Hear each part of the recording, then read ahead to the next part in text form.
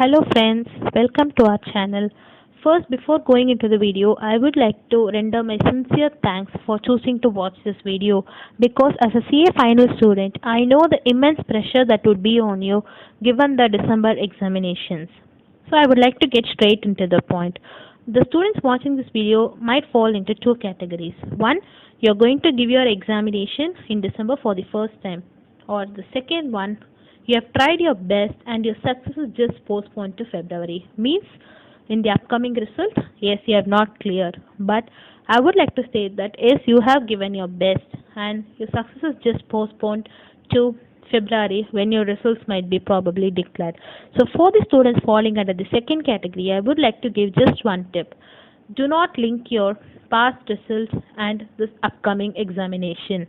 That is, do not emphasize on whatever has been your past and link it. Let me tell you an example. For example, in your past examination, you have scored, suppose, 59 in law. So, this time, do not give up more on studying law. Don't think, okay, I've gone to 59, so I need not prepare law. Please give up that mindset and unless you have got an exemption, concentrate on 8 papers equally. So all 8 papers should be your focus if you are going to give both groups without any exemption. Do not rely on the marks you have got in the previous attempt and continue with that focus for your next examination. Why? Why am I telling this? Because we do not know how the question paper is going to be there in the future and we do not know how you are going to perform in the 3 hours. So give your best for all the 8 papers. For others, when you're giving your first examination in December, you also remember that all 8 papers, please give equal amount of concentration. Do not think I'm going to just get 40, I'm going to prepare for 40. Just give up that mindset of preparing for 40 marks. You should give your 100% effort for all papers equally. Only then you can do your best on all the 8 papers because we do not know how much you can do in the 3 hours and how the question paper is going to turn out to be. So these are the first points before I get into the video. So now let me go to my main part of the video where I'm going to explain the study plan. So first we have 8 papers in CA final. So I'm going to give you a plan whereby you're going to prepare for 11 hours. And this 11 hours is going to fall between your day when you're going to be awake without compromising on your sleep. So first thing is just prepare a morning 2 hour schedule. It might be 6 to 8 or you can have even 7 to 9. And after that you are going to have 2 3 hour plan which is going to be either 9 to 12 or 10 to 1. This is going to be your next plan. And the next 3 hour is going to be either 2 to 5 or it's going to be 3 to 6. And you're going to have another 2 hour plan in the evening which can be 6 to 8 or it can be 7 to 9. And the next last 1 hour plan is going to be either 9 to 10 or 10 to 11. So you're not going to stay up awake after 11 o'clock and at the same time you're not going to wake up before 6 because you need a good amount of sleep to prepare. And I would like to tell that when we are going to avoid all other distractions except the basic rest you need, then this plan will be feasible for you. So this is the amount of plan I'm going to give and this is the timetable you're going to follow. Now, how are you going to group the subjects? First, we are going to group these 8 papers into lots. You're going to concentrate on each lot separately. So first thing will be direct text. So direct text has so much volume and you have a lot to remember. So that determines your marks. So for direct text, definitely have a 1 hour preparation daily. 1 hour or it can be 2 hours if you are weak in direct text. So this is compulsory. So make it a compulsory practice to do direct text daily.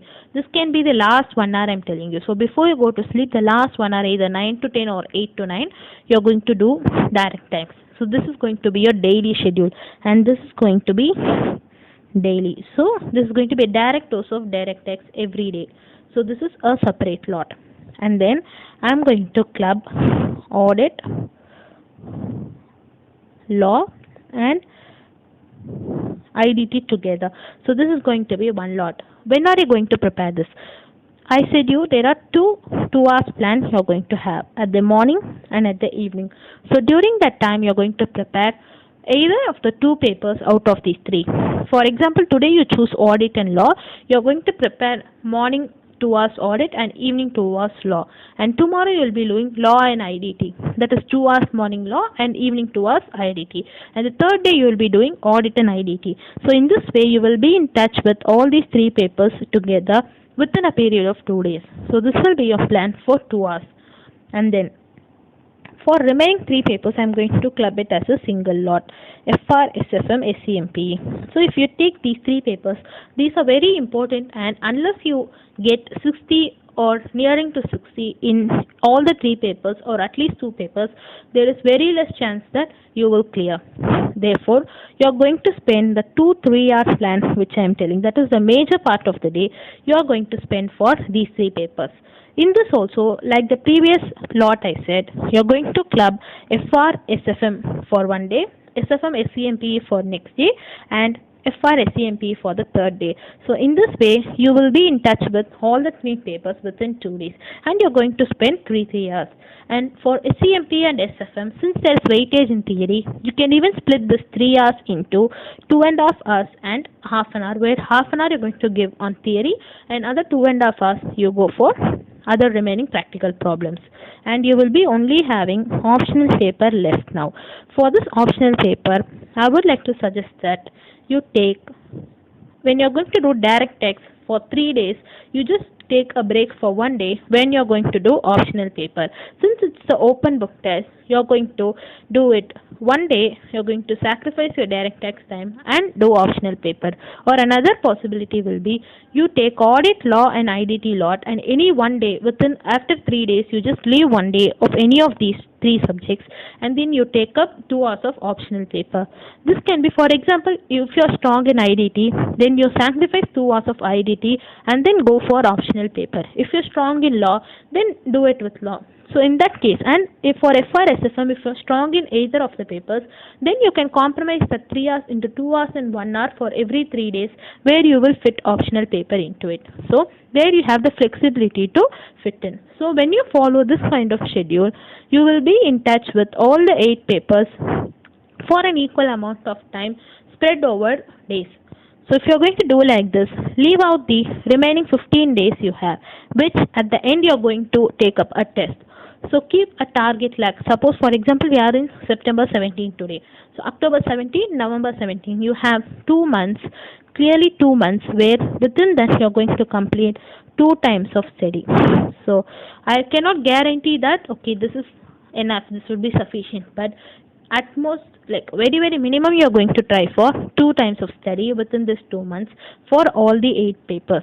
So after that, after these 2 months are over the remaining time, you are going to take up one test definitely, and then you are going to maybe revise for one time. So one revision and one test is going to be there for the remaining period of time. So if you're going to follow this study schedule, definitely you can easily compromise and prepare all the 8 papers.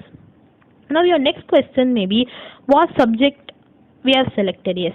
Now how to go about on what to study? Now for this, I would like to say, first, avoid minuscule planning. Like, do not plan it to the micro planning. So for micro planning, please avoid that. And then go for a overall plan. So get the larger picture. If you're going to wake up each morning, just when you wake up, have a plan on, I'm going to do this. Now by now, if you're a CA final student, I hope if you have attended your classes, definitely you will have an idea of whatever is there in that paper. If I ask you what is there in SFM, you will be able to tell. So each morning, just after waking up, have a plan. I have to complete all these before day night. For FR, I should do this. For SEMPE, I should do this. So if you're going to keep this plan, that day you should complete that. So by night, you just reflect and think over onto where you have gone wrong.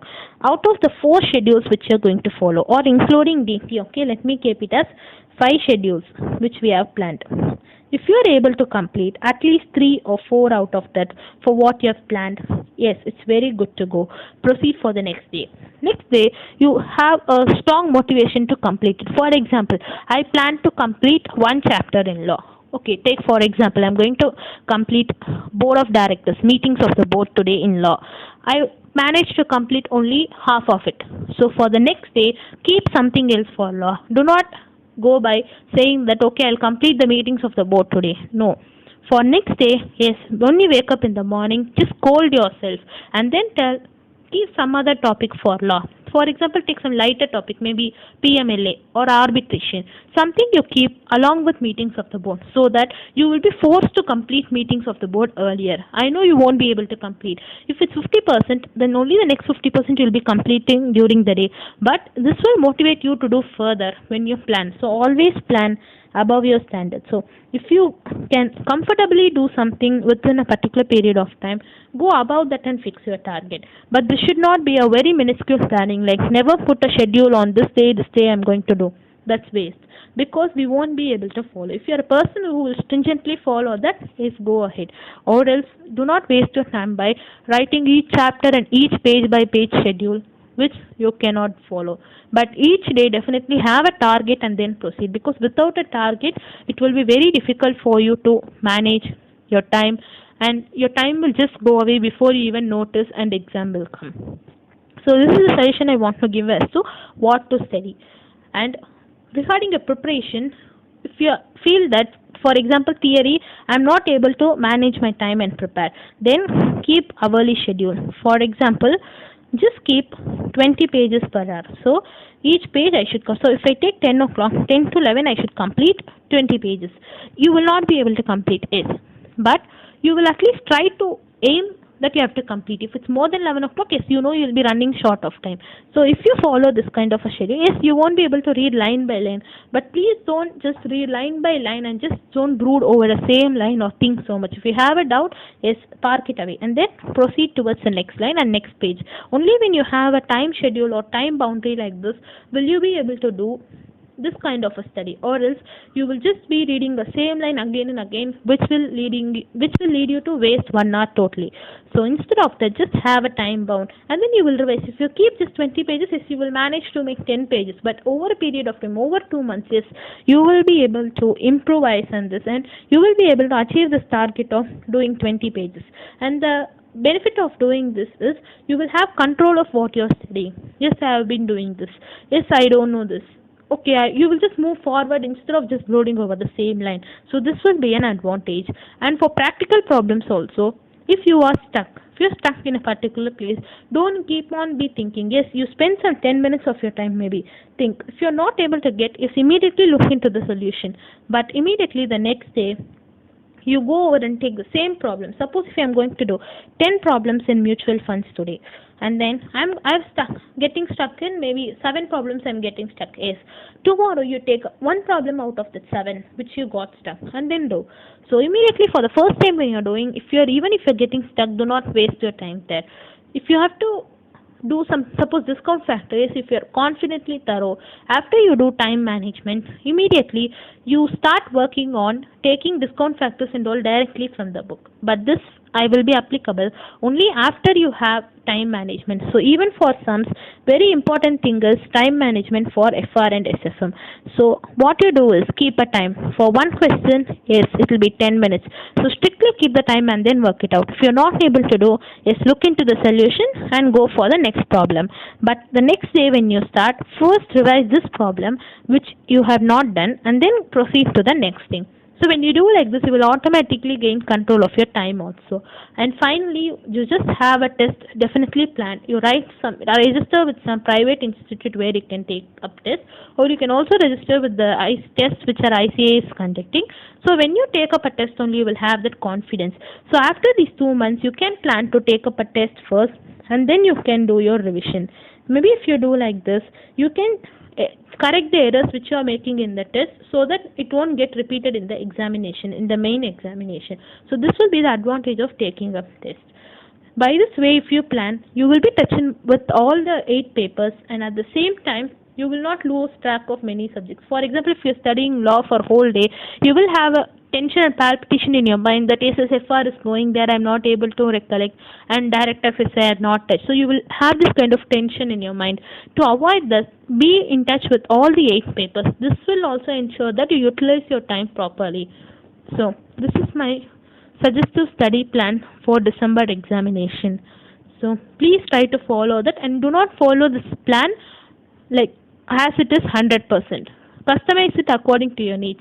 So some things which I'm telling is may not be applicable. For example, if you are a person who needs multiple revision, so for 2 hours you just break it up into 1.5 hour and half an hour. For half an hour you revise a paper. Suppose audit, if you are going to study for 2 hours, first half an hour you revise a concept which you have already studied, and remaining 1.5 hours you study something new.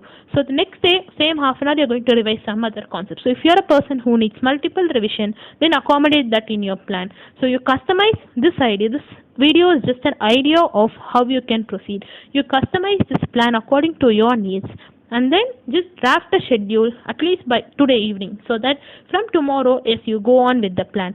I hope this video would have been useful. Even if it's 1% useful, yes, I would be glad, because it's just a plan which I have followed, and I felt this plan will be useful. That's why I'm just suggesting it to you. It is up to you to customize it according to your needs, and if it's even 1% beneficial, yes, I'll be happy. So for more videos like this, yes, stay tuned with our channel, and at the same time, please customize this video. Again and again, I'm just stressing that.